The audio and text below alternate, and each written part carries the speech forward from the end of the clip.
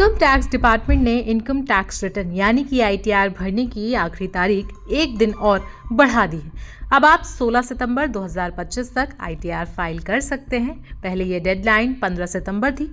वैसे तो शुरुआत में आखिरी तारीख 31 जुलाई थी, लेकिन पहले उसे बढ़ा दिया गया था।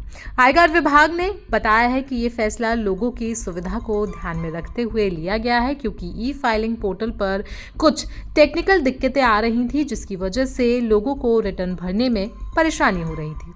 ऐसे में चलिए इस वीडियो में जानते हैं कि कैसे आप अपना आईटीआर भर सकते हैं। आईटीआर फाइल करने से पहले हम उससे जुड़े नियमों के बारे में जान लेते हैं। नई आईटीआर गाइडलाइंस के मुताबिक अगर आपने अपनी इनकम छुपाई है तो टैक्स की रकम पर 200% तक जुर्माना लग सकता है, और अगर आपने कम इनकम दिखाई है तो 50% पेनाल्टी लगेगी, जो कि सेक्शन 270A के तहत लगाई जाती है। इसलिए अगर आपने कुछ ऐसा किया है तो सबसे पहले उसे सुधार लें।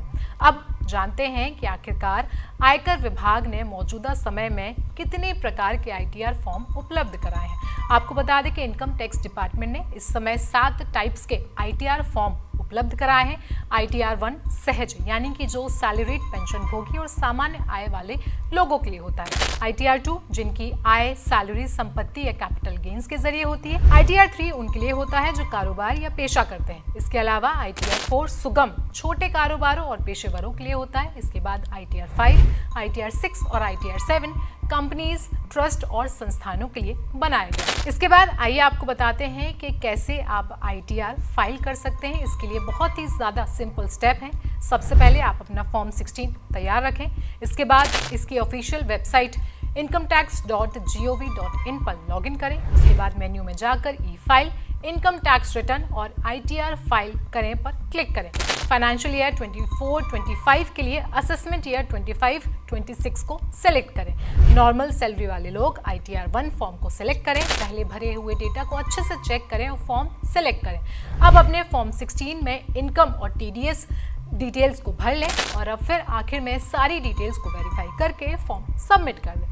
बस इतना ही आसान था आईटीआर फाइल करना। लेकिन अब आपको बता देते हैं कि इस दौरान आप कौन सी कॉमन गलतियां हैं जो हम कर सकते हैं। बिना प्रूफ के सेक्शन 80C के तहत डिडक्शन क्लेम करना, फर्जी एचआरए क्लेम डालना, पर्सनल खर्च को बिजनेस खर्च बताना, फ्रीलांसिंग, क्रिप्टो या साइड इनकम को छुपाना। अगर इस तरीके की गलती आपने की है तो कृपया कर आईटीआर को फाइल करते हुए इन चीजों से बचें। ध्यान रहे, इनकम टैक्स डिपार्टमेंट जानबूझकर किया या नहीं, इन सारी बातों पर ध्यान नहीं देता है। गलती है तो सीधी कार्रवाई तुरंत की जाती है। अब अगर गलती आपकी है या सीए की है तो भी आप ध्यान रखिए कि किसी भी हालात में आप अपने आईटीआर फॉर्म के लिए जिम्मेदार होंगे और डिपार्टमेंट की ओर से कार्रवाई भी सीधे सीधे तौर पर आपकी होगी। इसलिए आईटीआर फॉर्म भरते समय सारी जानकारी खुद चेक करें। ऐसे में आपको जल्दी से बचने का तरीका भी बता देते हैं। सभी जरूरी डॉक्यूमेंट्स पहले से तैयार रखें। हर इनकम सही फिल करें। रिटर्न सबमिट करने से पहले अच्छे से पढ़ लें। फ्रीलांसिंग, क्रिप्टो, साइड जॉब जैसी हर आमदनी को शामिल करें। जो भी कटौती या डिडक्शन ले रहे हैं उसका प्रूफ अपने पास जरूर रखें। अगर किसी एक्सपर्ट की मदद ले रहे हैं तो उन्हें सारी इनकम, खर्च, निवेश की सही जानकारी जरूर दें, ताकि आगे किसी भी तरीके की गलती ना हो। आईटीआर को लेकर आपको ये जानकारी कैसी लगी है हमें कमेंट सेक्शन में ज़रूर बताएं। साथ ही साथ हमें ये भी बताएं कि आपको हमारा नया सेक्शन मालामाल वीकली कैसा लगा है, वो भी बताएं। बाकी देश दुनिया की खबरों के लिए बने रहें हमारे साथ।